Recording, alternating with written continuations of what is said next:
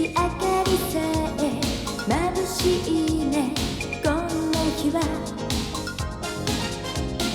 ああ気持ちの先がときめきの境界線からちょっとはみ出しそう。そばにいるとだんだん気になる気のないふりしてるのか。だんだん涙が心に隠しきれずにだんだん切なくだんだん寂しく好きなの音聞けたらいいのにね。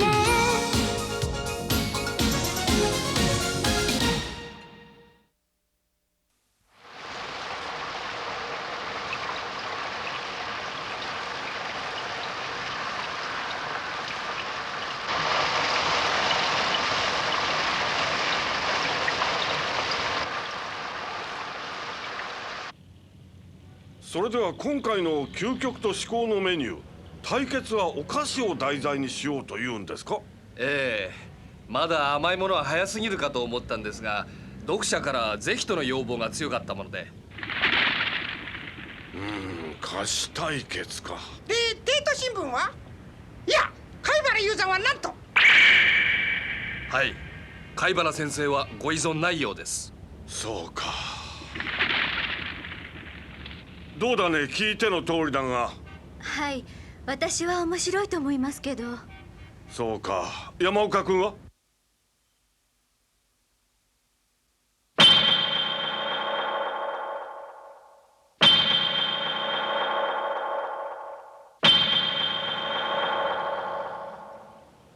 向こうがやろうというなら俺も受けて立ちますよ。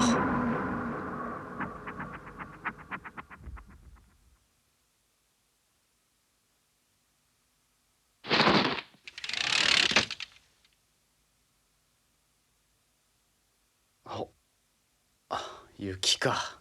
究極対思考菓子対決。究極のお菓子探し、今回はなんか力が入っちゃいますね、山岡さん。何浮かれてんだよ。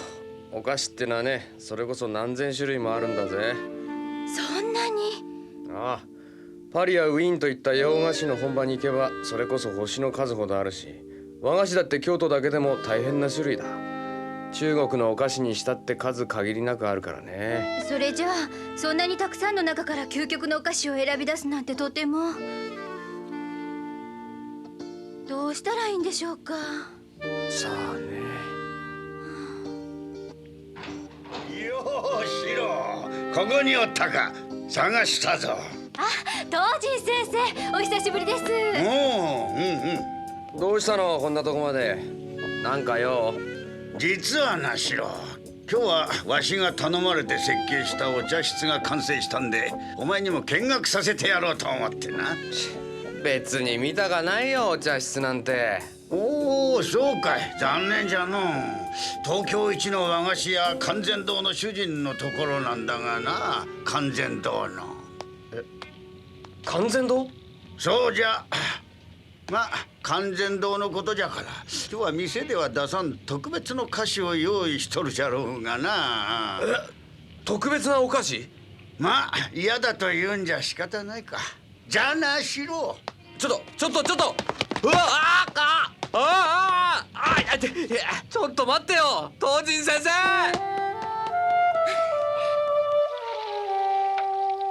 東神先生の作刀でお茶をいただくからには、お茶室も先生のお作でと思いましてな。まあ今度の茶室はまさに会心の出来での。どんなお茶室なんでしょう。楽しみですね。あ、まあね。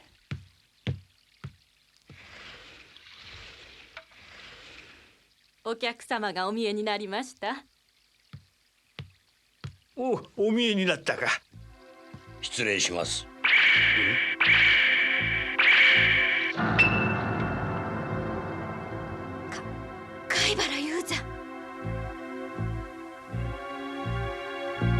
ほら二人ともわしの設計した茶室を見に来たんじゃろう。わしの顔に泥を塗るような真似はせんでくれよ。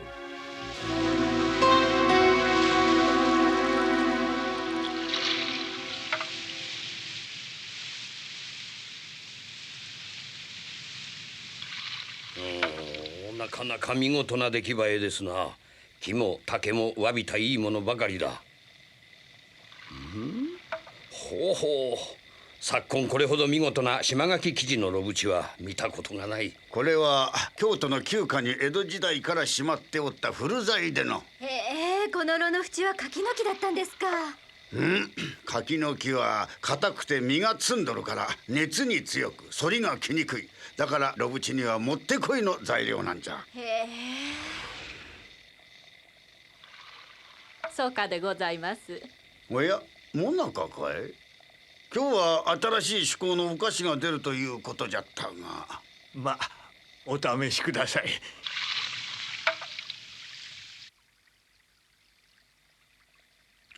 ほうほう。これはマスカットだ。さようでございます。マスカットを甘口の白ワインソルテーヌにつけたものをモナカの皮の中に入れてみました。モナカの皮のパリッとした風味と甘い香りのマスカットが不思議に調和してるわ。普通のモナカだと思って噛むとマスカットの果汁がほとばしり出てくる。これは嬉しい不意打ちというやつだね。しかしこれは店では売れないな。マスカットの果汁でモナカの皮がすぐにふやけてしまう。さようでございます。これは召し上がっていただく寸前に作りまして、寿命はせいぜい5分というところでしょう。たったの5分。まさに贅沢なお菓子じゃな。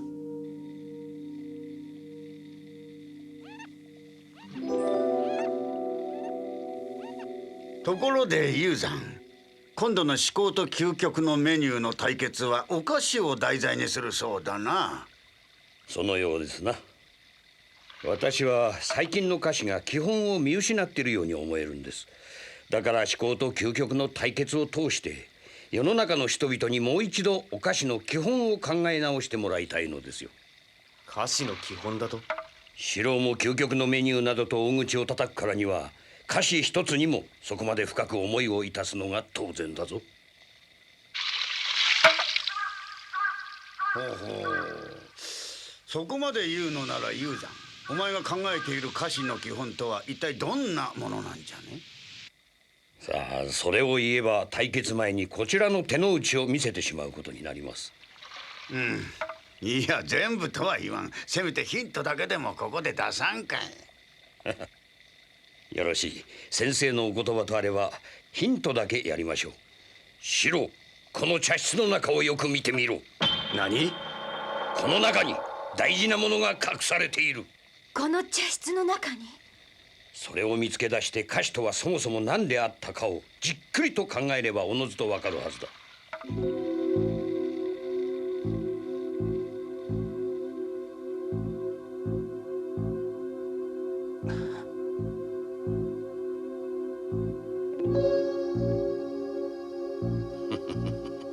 このヒントをものにできるかどうか、あとはお前たち次第だな。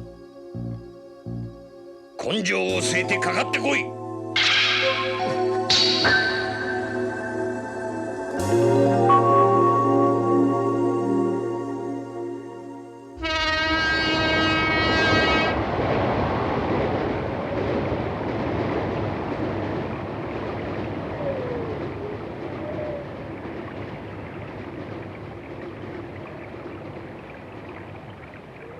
山岡さん、一体あのお茶室にどんな秘密が隠されてるというの？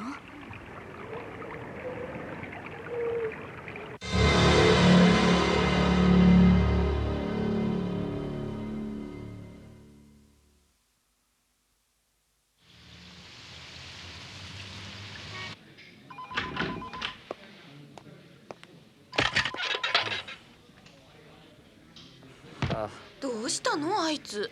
このところお菓子の試食ばかりで胃がもたれてるんでしょ。まあもったいない。ほんとほんと。山岡さん、まだ貝原雄山の言った謎が解けてないんだわ。山岡君、栗田君、大原社主がお呼びだ。ちょっと来てくれ。はい。どうだね山岡君、進んどるかね。はあ。子供のおやつと違って大人を喜ばす究極の菓子となると難しいだろう。しかしその難しいのをやり遂げてこそ仕事というもんですよ。失礼します。子供のおやつみたいなものですが、皆さんでと仙台支局から送ってきました。お、石花堂の駄菓子だ。山岡君、この駄菓子屋さんって知っているのかね？石花堂といえば先代の主人が日本各地の駄菓子を集めてそれを仙台菓子として売り出したことで有名ですからね。はあ、子供の頃思い出すね。この甘みが控えめなところが実に。ほんと。ああ、これはうまい。これももう一つ。しかし局長、ずいぶん見事なクラブですね。わかるかね。これは最高のパーシモンなんだよ。は？パーシモン？柿の木だよ、柿の木。ん？柿の木は硬くて丈夫だし、打った時の音が素晴らしく打球がよく飛ぶ。ウッドヘッドの材質としては柿の木が一番なんだよ。柿の木。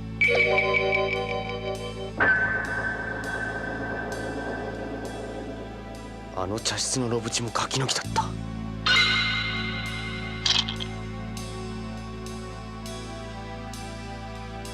山岡さん、この味。栗田君、一緒に来てくれ。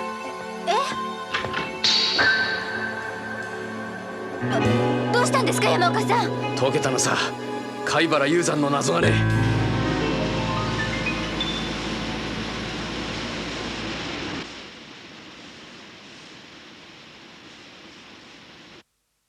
それでは究極のメニュー対至高のメニュー価値対決を始めたいと思います。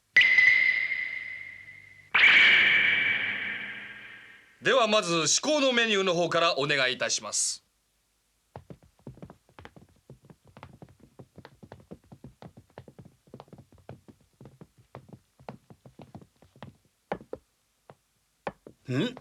これはまさか。ご覧の通り至高の菓子は干し柿です。なんだって。干し柿？至高の菓子が干し柿なんて。干し柿なのか。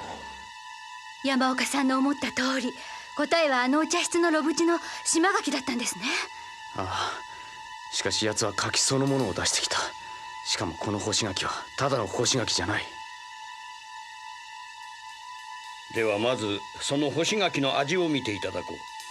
手に取ってかぶりついてもらいたい。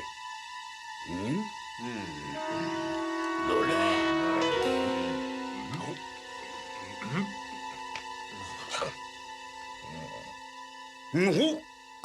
これはお前、それになんとかぐわしい風味や。表面はさらりと乾いとるのに中身はとろりとクリーム状や。もうこりゃうまい。これが干し柿とは。すごい。こんな干し柿夢にも思いつかないわ。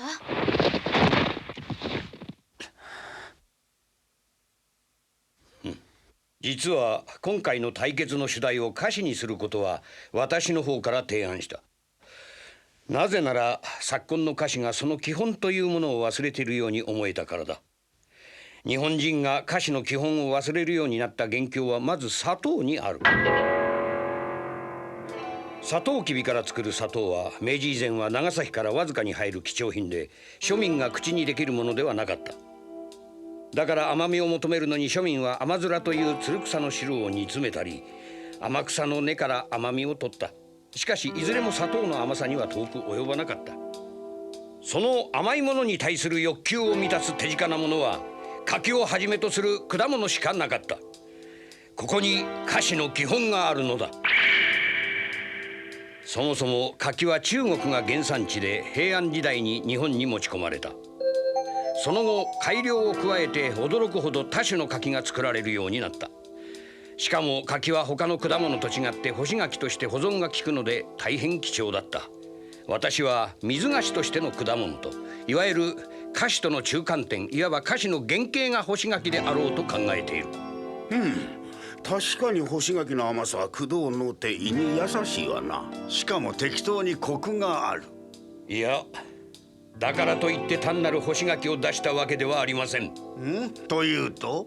普通干し柿は渋柿で作りますが、今日お出ししたのは甘柿の中でも最も甘い次郎柿を干しました。まず次郎柿の表皮が色づき、糖度が十分に高くなり、渋みも抜けた頃もいで皮を剥き 2,3 日干してやります。干すことによって水分が抜ける分、さらに甘みが強くなる。そして水分が 70% 以下になる程度で干すのをやめて保存します。なるほど。それ焼き果肉はとろりとクリーム状になり、風味が増すんやな。実に巧妙な自然の摂理じゃ。さらに申し上げたい。この次郎柿は静岡県森町の農家に依頼して15年前から念入りに世話をしてもらった柿の木から収穫したものだ。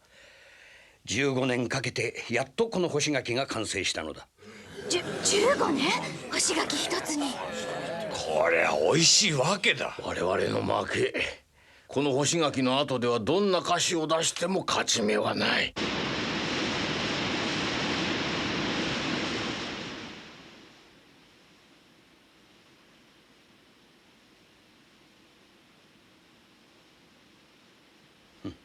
それでは続きまして究極のメニューの番です。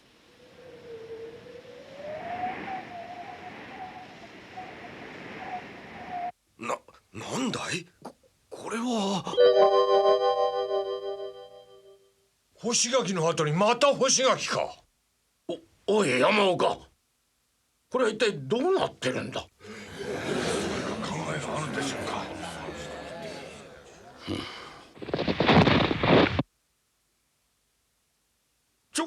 ちょっと待ってや。よう見てみ。これはただの干し柿やおまへんで。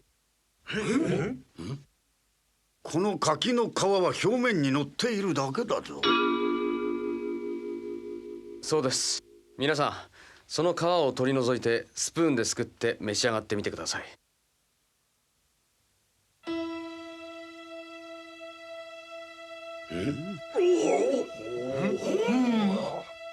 これは柿の羊羹じゃな。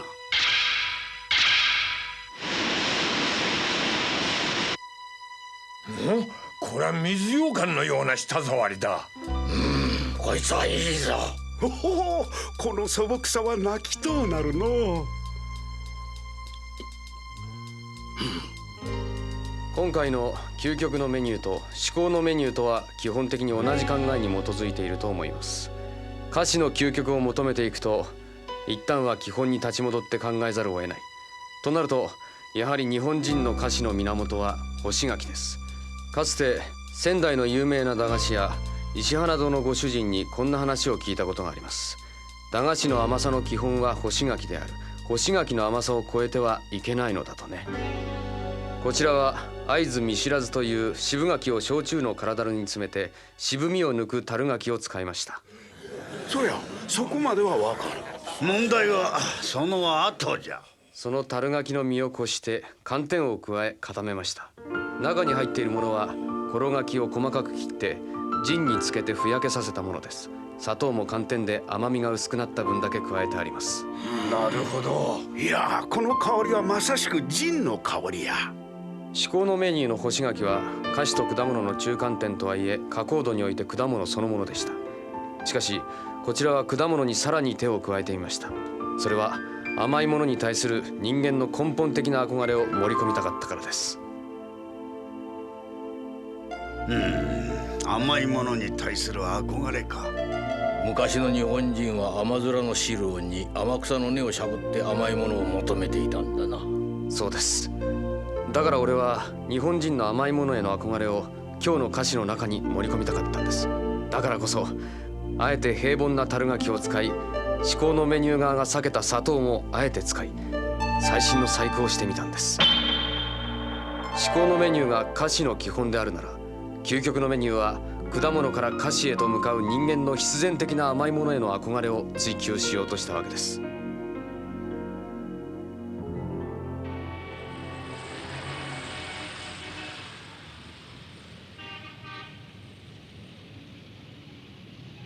それでは審査結果を発表いたします。今回の究極対至高のメニュー歌詞対決は勝負なしの引き分けです。やったー、引き分けだ。ほっとしたよ。山岡のやつ気をもませおって一時はどうなることかと思ったからな。いやー、本日は度がい変わったお菓子を食べられるやろうと期待してきたんや。けど実際に出てきたんがその期待をはるかに上回るもんやった。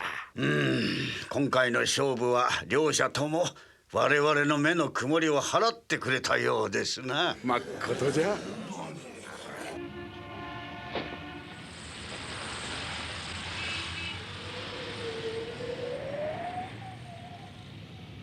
引き分けか。え？今度も俺はあの男に勝てなかった。シロ、本日の至高のメニューも究極のメニューも歌詞の基本に目を向けることに力を尽くした。だが日本の歌詞はこの程度の論議でとどまるべきではない。いずれ後日今度はもっと自由に、もっと想像力の翼を広げた構想で日本の歌詞の勝負をつけることにしたい。どうだシロ。ああ、いつでも受けて立ってやる。楽しみにしてるぞシロ。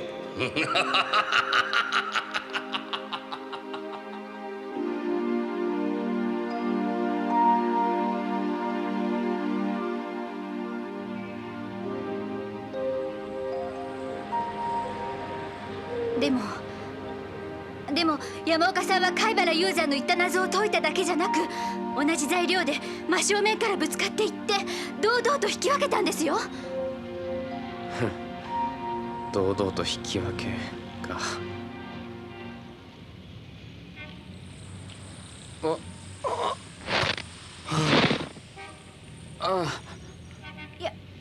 山岡さん大丈夫ですか？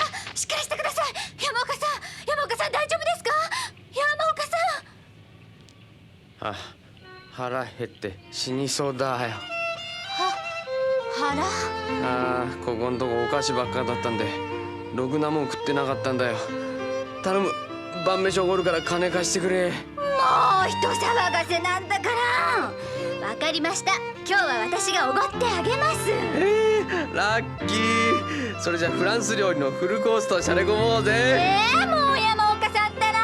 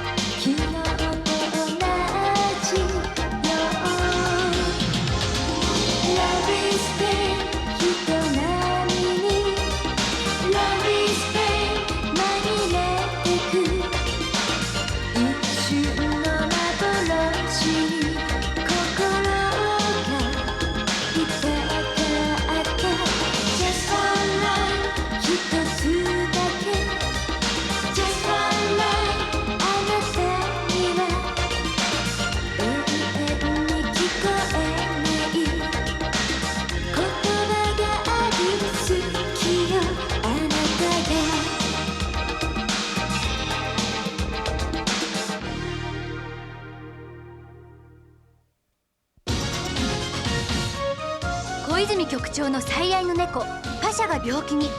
それはすぐに治ったんですけど、なぜか物を食べなくなって、大好物のアジの干物でもダメなんです。